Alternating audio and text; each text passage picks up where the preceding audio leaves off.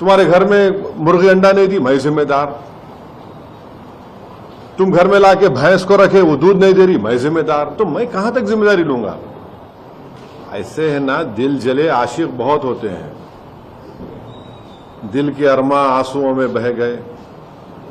तो अब कोई 4-4 मर्तबा लड़के हारता है, उसके बावजूद भी अगर एमआईएम को बोलता है तो वाकई में एमआईएम बहुत बड़ी ताकत है। इलेक्शन कमीशन बनाता है वोटर लिस्ट, हाँ, आपको ऑब्जेक्शन का टाइम है, आप ऑब्जेक्शन भी नहीं करते, नंबर 1। वोटर लिस्ट फिर आती है, आप देखते नहीं। ये अचानक ऐसा है ना कि ये इलेक्शन के कीड़े हैं जो इलेक्शन से पहले उठ जाते हैं और इलेक्शन के बाद सो जाते हैं। हाई कोर्ट से इनको रिलीफ नहीं मिलता है, हाई कोर्ट गए 2-2 मरतबा, शायद 3 हाई कोर्ट रिलीफ नहीं मिला। एक साहब तो इनका नाम लेना नामुनासिब है क्योंकि वो कांग्रेस में थे, बीजेपी में चले गए, वो सुप्रीम कोर्ट गए, वहां भी कुछ नहीं हुआ। ये क्या मजाक है? बल्कि इन लोगों ने कंप्लेन दी तो हैदराबाद में बाड़े होते, बाड़े मालूम आप लोगों को? बाड़ा मालूम क्या होता है हैदराबाद में? पर मालूम ना बाड़ा क्या होता है? बाड़ा ऐसा होता है कि एक घर होता है, उसमें 4-5 कमरे होते हैं, उसमें लोग रहते हैं, एक फैमिली, 4-4 फैमिली। ये ही हमारे जितने हमारे ये तमाम ये दिल जले मजनू हैं, कंप्लेन दिए। जब इलेक्शन कमीशन की टीम गई, जाकर देखा तो वहां पूरे वोटर थे। ये हर चीज में आप इलेक्शन हार रहे, मैं जिम्मेदार। हाँ, तुम्हारी पार्टी में तुम्हारा कुछ नहीं हो रहा, मैं जिम्मेदार। हाँ, तुम्हारे घर में मुर्गी अंडा नहीं दी, मैं जिम्मेदार। तुम घर में लाके भैंस को रखे, वो दूध नहीं दे रही, मैं जिम्मेदार। तो मैं कहां तक जिम्मेदारी लूंगा?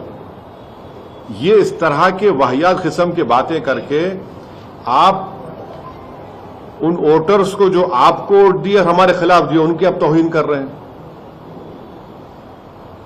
वोटर निकल के वोट डालता है, आप उनकी तौहीन कर रहे हैं। और फिर जब एसआईआर होगा तो तुम क्या करोगे बोलो? आप देखिए, ये 2 चीजें यहां पर, एक नंबर 1 एक एसआईआर और एक वोटर लिस्ट। मेरे को सबसे बड़ी फिक्र एसआईआर की हो रही है।